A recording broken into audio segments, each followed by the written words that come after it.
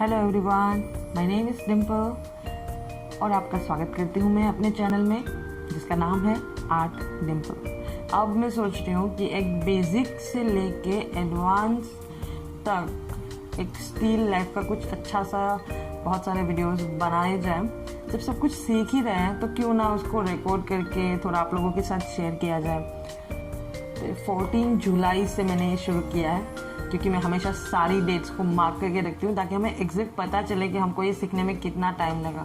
कुछ है आइडियाज़ मेरे पास कि मैं कैसे करूँगी, बेसिक से लेके थोड़ा आगे आगे आगे आगे तक बहुत सारी चीज़ें मैंने ढूंढ के भी रखी है, तो वही मैं आप लोगों के साथ शेयर करूँगी। तो आज की वीडियो में सबसे पहली चीज़ है मटेरियल गाइड। ट्रेडिंग के जो बेसिक्स होते हैं उसको थोड़ा इजीली समझने की कोशिश करेंगे। तो अगर आपको लगता है आप स्टार्ट करना चाहते हैं स्टिल लाइफ तो मेरी प्रोसेस में शामिल हो जाइए। आप मुझे फॉलो कर सकते हैं इंटरेस्ट पे, क्योंकि वहाँ पे मैं डेली अपलोड करती हूँ आइडिया पिन में कि आज मैंने ये वर्क किया, और मैं इंस्टाग्राम पे भी स्टोरी में ये सब कुछ डालती रहूँगी। अगर आपका कुछ छूट गया है तो आप हाईलाइट पे चेक कर सकते हो। तो स्टार्ट करते हैं आज की video after this short music.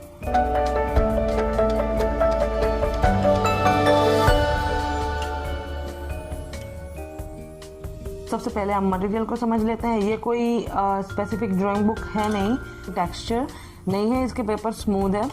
तो प्रैक्टिस के लिए मैं आजकल ये यूज़ कर रही हूँ, क्योंकि प्रैक्टिस के लिए सीट्स को भिगाने का कोई मतलब नहीं है। आप चाहो तो कोई भी आर्ट स्टोर में जाके आप बहुत सारी स्केच बुक को, स्केच पेड को चेकआउट कर सकते हो। उसमें से जो भी आपको अच्छा लगता है आप ले सकते हो। पर जब हम ग्रेफाइट में काम कर रहे हैं तो कोई भी टेक्सचर वाला भी आप ले सकते हो, स्मूथ पेपर भी ले सकते हो। अगर चारकोल में जाना है तो कुछ सोचना पड़ेगा, लेकिन चारकोल हम अभी कर नहीं रहे हैं तो उसके बारे में हम बात नहीं करेंगे। अभी हम ग्रेफाइट ही यूज़ करेंगे स्टार्टिंग में, क्योंकि ये वीडियो मैं ऐसे लोगों के लिए बना रही हूँ जिन्होंने कभी पेंसिल भी नहीं पकड़ी और मेरे साथ कनेक्टेड हो रहे हैं, और आई थॉट मैं उनकी हेल्प कर पाऊँ, क्योंकि मैं सिखाने में बहुत बुरी हूँ। क्योंकि ड्राइंग करना और सिखाना दोनों बहुत ज़्यादा डिफरेंट थिंग है। तो मैं भी सीख रही हूँ, आप भी सीखो। मैं सिखाना सीख रही हूँ, आप मुझसे जो भी गलती आ रही है उसे माफ़ कर दो यार। आगे आगे सीख लेंगे। चलो, तो सबसे पहले ये है पेंसिल्स, स्टेडलर ग्रेफाइट पेंसिल। इसमें बहुत सारे नंबर्स आपको दिख रहे होंगे। तो सबसे पहले हम समझते हैं HB को। तो ये है HB हम बेसिकली यूज़ करते हैं ड्राइंग के लिए, पर कभी कभार लाइट शेडिंग के लिए भी हम यूज़ करेंगे। तो HB के आप वो नंबर याद कर सकते हो। वो मैथ्स में नहीं करते थे हम, वो नंबर लाइन होते हैं 0, फिर एक साइड होता है माइनस, एक साइड होता है प्लस में। तो ये माइनस की तरफ की 2H, क्योंकि ये HB से भी लाइट होती है 2H, और उसी तरह ये 3H। तो ये सारे हमारी नंबर लाइन के माइनस वाले साइड में जाएंगी। तो अभी प्लस वाले साइड में जाएंगी, सॉरी ये माइनस के साइड की एक रह गई है B। यह भी HB से थोड़ी लाइट होती है। तो प्लस वाली साइड में होगी HB के बाद है 3B, जो कि यहाँ पे है नहीं, लगता है चोर चोरी करके ले गया मेरी पेंसिल। 3B यहाँ पे है नहीं, तो कोई बात नहीं, 3B नहीं है तो उसके बाद का 4B समझ लेते हैं। तो ये बेसिकली नंबर जैसे जैसे बढ़ेंगे वैसे ही उसका टोन थोड़ा डार्क होता जाएगा, और वो थोड़ी थोड़ी शार्प करने में आपको तकलीफ देने वाली बनती जाएगी, ये आप समझ लो।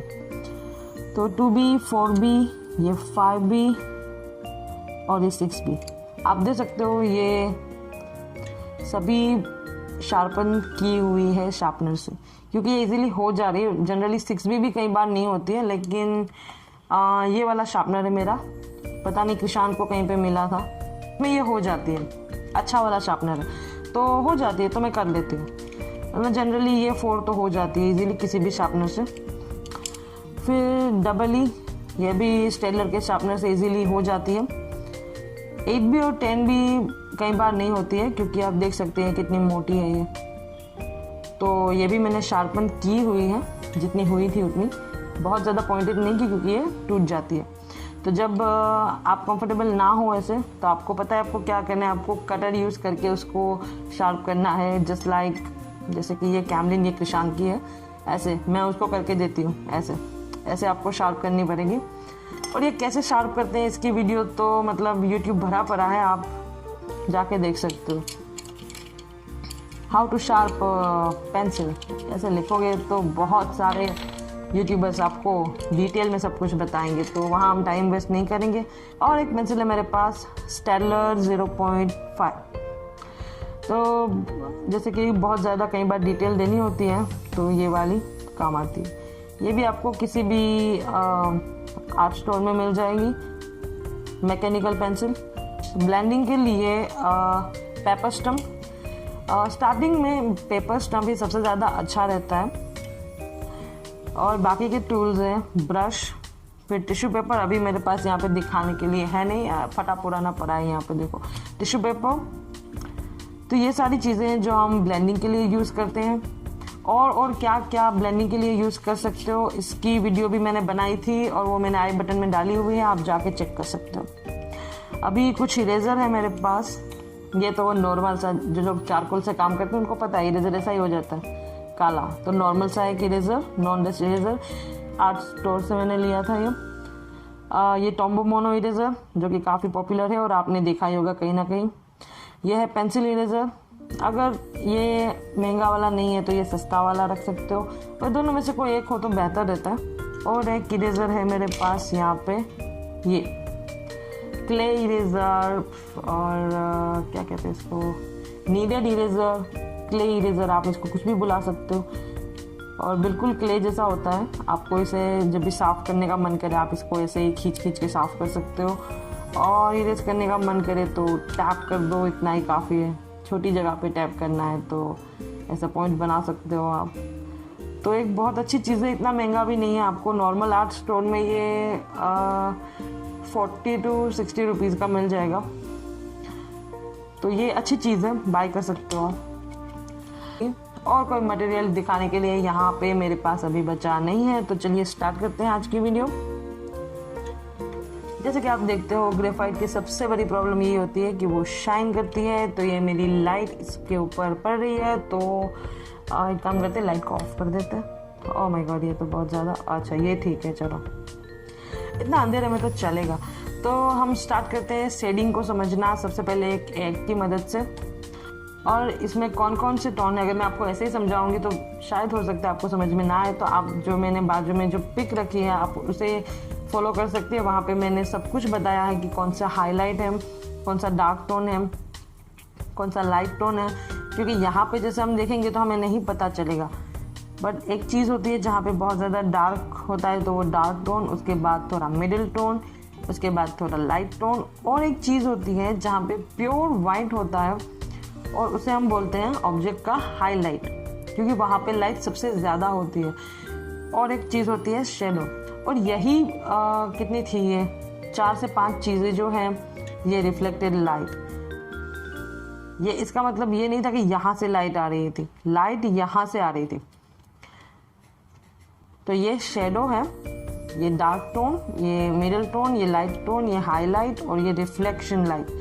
तो ये ऐसा नहीं है कि ये सिर्फ एग में, ये सिर्फ एग में मैं आपको इसलिए बता रही हूँ क्योंकि ये चीज़ आपको ऑब्जर्व करनी है आपके आसपास की सभी चीज़ों में।